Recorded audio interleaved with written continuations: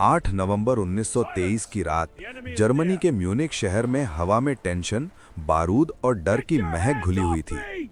हथियारों से लैस आदमियों का एक ग्रुप, जिसे एक लंबा, तेज तर्रार और चुप जाने वाली आंखों वाला आदमी लीड कर रहा था, एक बियर हॉल में घुस गया और सरकार पर कब्जा करने के लिए क्रांति का ऐलान कर दिया। गोलियां चलीं, अफरा तफरी मच गई और कुछ ही मिनट में एक नए जर्मनी का सपना बर्बादी की कगार पर आ गया। उस आदमी अडोल्फ हिटलर को अरेस्ट कर लिया गया और उसकी क्रांति की कोशिश बुरी तरह फेल हो गई। लेकिन सवाल यह है कि एक यंग, फेल्ड आर्टिस्ट, जो कभी वियना की सड़कों पर अपनी बनाई हुई पोस्टकार्ड्स बेचकर गुजारा करता था, उसने अचानक एक चलती हुई सरकार को गिराने की कोशिश क्यों की?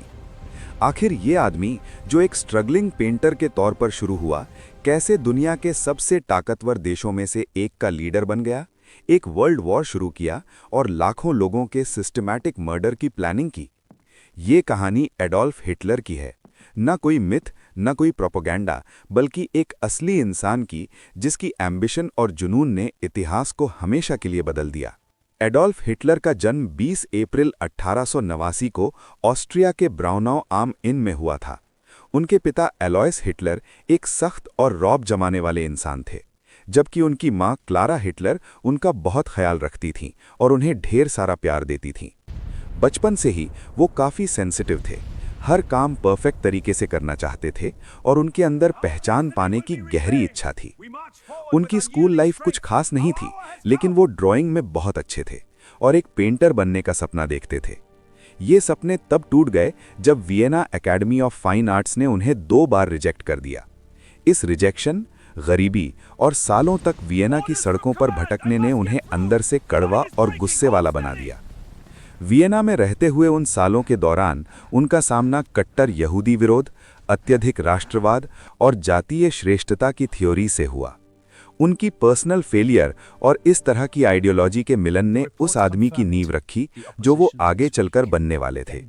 एक ऐसा आदमी जिसे विश्वास था कि सिर्फ वही जर्मनी की शान लौटा सकता है। 1913 में हिटलर एक नई शुरुआत की तलाश में म्यूनिख चले गए। जल्द ही वर्ल्ड वॉर 1 शुरू हो गया। हिटलर वेस्टर्न फ्रंट पर एक मैसेंजर के रूप में भर्ती हो गए। उन्होंने जंग की भयानक सच्चाइयों को अपनी आंखों से देखा, गोलाबारी, केमिकल हमले और बड़े पैमाने पर मौत। इस सदमे के बावजूद उन्हें मिलिट्री में एक मकसद और अपनी पहचान मिली। 1918 में जर्मनी की हार ने उन्हें झटका दे दिया। आर्मी का हार मान लेना और ट्रीटी ऑफ वर्साई की बेइज्जती उनकी सोच का मूल आधार बन गई। वो पीठ में छुरा घोंपने वाली झूठी कहानी पर विश्वास करने लगे, जिसके तहत वो जर्मनी की हार के लिए यहूदियों, कम्युनिस्टों और पॉलिटिकल लीडर्स को दोषी ठहराने लगे। जंग के बाद हिटलर ने जर्मन वर्कर्स पार्टी ज्वाइन की, जहां उनकी बेहतरीन भाषण देने की कला ने उन्हें उस आंदोलन का चेहरा बना दिया। 1923 तक उनकी एम्बिशन उन्हें बियर हॉल पुच तक ले आई। ये सरकारी तख्ता पलट की एक नाकाम कोशिश थी, जिसके चलते उन्हें जेल हो गई। जेल में ही उन्होंने माइन कैंप लिखी, जिसमें उन्होंने जातीय सर्वोच्चता, राष्ट्रवाद और जर्मन लोगों के लिए लीबन्सराउम यानी रहने की जगह हासिल करने की अपनी विचारधारा को विस्तार से लिखा। वर्ल्ड वॉर 1 के बाद जर्मनी के उथल-पुथल भरे माहौल में हिटलर का सत्ता में आना जितना शॉकिंग था, उतना ही जरूरी सा लगने लगा था। द ग्रेट डिप्रेशन और पॉलिटिकल इंस्टेबिलिटी ने उन्हें बड़े पैमाने पर लोगों का सपोर्ट हासिल करने में मदद की। प्रोपेगेंडा, बड़ी-बड़ी रैलीज और अपने दमदार भाषणों का इस्तेमाल करके उन्होंने खुद को उस इंसान के तौर पर पेश किया जो जर्मनी का सम्मान लौटा सकता था। 1933 में हिटलर को चांसलर बनाया गया। लगभग तुरंत ही लोगों के नागरिक अधिकार खत्म कर दिए गए। राइक्सटैग फायर को बहाना बनाकर पॉलिटिकल विरोधियों को कुचल दिया गया। हिटलर ने एक ऐसा समाज बनाया जिसे ब्रेन वॉशिंग के जरिए कंट्रोल किया जाता था, जैसे कि हिटलर यूथ, कंट्रोल में रखा गया मीडिया और प्रोपेगेंडा जो हर घर तक पहुंचाया जाता था। 1938 तक एंशलुस और सुडेटनलैंड पर कब्जा करके जर्मनी ने बिना किसी बड़े विरोध के अपनी सीमाओं को काफ़ी बढ़ा लिया था। पूरी दुनिया हैरानी से देख रही थी। एक आदमी जो कभी एक फेल्ड आर्टिस्ट हुआ करता था, अब लाखों लोगों पर हुक्म चलाने वाला एक डिक्टेटर बन चुका था। सितंबर 1939 में हिटलर ने पोलैंड पर हमला कर दिया, जिससे वर्ल्ड वॉर 2 की शुरुआत हो गई। ब्लिट्सक्रीग यानी बिजली की तेजी से हमला करने की स्ट्रैटेजी का इस्तेमाल करके उसकी सेना ने कुछ ही हफ्तों में पोलैंड को कुचल दिया। जल्द ही वेस्टर्न यूरोप की बारी आई। नॉर्वे, डेनमार्क, बेल्जियम, नेदरलैंड्स और फ्रांस हैरान कर देने वाली तेजी से हार गए। यहाँ तक कि ब्रिटेन, जिसने शुरुआत में जमकर मुकाबला किया था, उसे भी लगातार हवाई हमलों का सामना करना पड़ा। इन शुरुआती जीतों ने हिटलर के कॉन्फिडेंस को और बढ़ा दिया और उसे यकीन हो गया कि उसे कोई नहीं हरा सकता। लेकिन यही ओवर कॉन्फिडेंस आगे चलकर उसकी पहली बड़ी स्ट्रेटेजिक गलतियों की वजह बनने वाला था। 22 जून 1941 तक हिटलर ने ऑपरेशन बारबरोसा लॉन्च कर दिया, जिसके तहत उसने 30 लाख सैनिकों के साथ सोवियत यूनियन पर हमला किया। ये इतिहास का सबसे बड़ा जमीनी हमला था। शुरुआत में जर्मन सेना तेजी से आगे बढ़ी, लेनिनग्राड जैसे शहरों को घेर लिया और मॉस्को की तरफ बढ़ने लगी।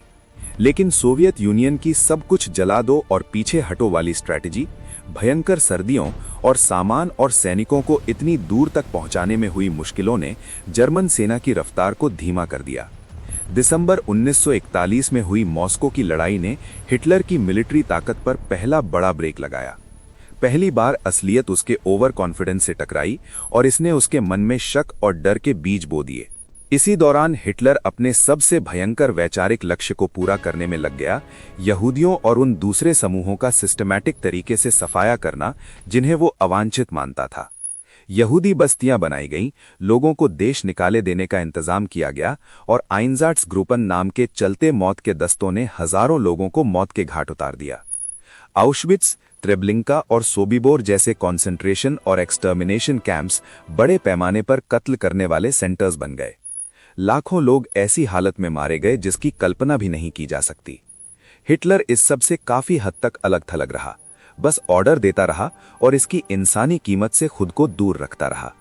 ये चैप्टर बताता है कि कैसे ब्यूरोक्रेसी, आइडियोलॉजी और आंधे बनके की गई आज्ञाकारिता के खौफनाक मिश्रण ने एक आदमी के जातीय शुद्धता के सपने को पूरी दुनिया को बर्बाद करने की ताकत दे दी। 1944 तक पासा पलट चुका था। एलाइज ने नॉर्मेंडी पर हमला कर दिया, सोवियट्स पूर्व से आगे बढ़ रहे थे। हिटलर पीछे हटने से इनकार करते हुए अपने बर्लिन के बंकर में बिल्कुल अकेला पड़ता जा रहा था। उसकी रोजमर्रा की जिंदगी अजीब हो गई थी। उस तक सिर्फ छनी हुई खबरें पहुंचती थीं, वो जुनूनी की तरह मिलिट्री ऑर्डर्स देता रहता था और उसके हर फैसले पर उसका शक हावी होता था। 29 अप्रैल 1945 उसने एक छोटे से सेरेमनी में ईवा ब्राउन से शादी कर ली, जो उसकी निजी और प्रतीकात्मक जिंदगी के अंत को मानने जैसा था। एक दिन बाद 30 अप्रैल 1945 को उसने आत्महत्या कर ली। इसके कुछ ही समय बाद बर्लिन शहर भी हार गया, जो नाजी शासन के खत्म होने का संकेत था। 8 मई 1945 को जर्मनी ने हार मान ली और पूरा देश बर्बादी की हालत में छोड़ दिया गया। लाखों लोग मर चुके थे, पूरा इंफ्रास्ट्रक्चर तबाह हो चुका था और शहर जलकर राख बन चुके थे। एलाइड सेना ने कॉन्सेंट्रेशन कैंप्स को आजाद कराया और हॉलोकास्ट की पूरी भयंकर सच्चाई को दुनिया के सामने लाया। इसके बाद न्यूरमबर्ग ट्रायल्स शुरू हुए, जिसमें नाजी नेताओं को मानवता के खिलाफ किए गए उनके गुनाहों के लिए जिम्मेदार ठहराया गया। हिटलर की मौत ने उसके निजी शासन का तो अंत कर दिया, लेकिन उसकी आइडियोलॉजी के नतीजों ने दुनिया पर एक ऐसा घाव छोड़ दिया जो कभी नहीं भर सकता। हिटलर की साइकोलॉजी नार्सिसिज्म, पैरानोइया और जुनून का एक अजीब मिश्रण थी। बचपन में मिले सदमों, बार बार हुए रिजेक्शन और कट्टर राष्ट्रवादी विचारधाराओं ने उसकी पर्सनालिटी को बनाया। वो करिस्मेटिक होने के साथ साथ बेहद क्रूर भी था। उसने लाखों लोगों को अपनी बातों में उलझाया और आम लोगों को भी ऐसे भयंकर अत्याचारों में शामिल कर लिया जिनकी कल्पना नहीं की जा सकती। उसकी जिंदगी ये दिखाती है कि कैसे किसी एक इंसान के पर्सनालिटी के गुण जब समाज के संकट और एक खास आइडियोलॉजी के साथ मिल जाते हैं तो इसके पूरी दुनिया पर कितने तबाहकुन परिणाम हो सकते हैं।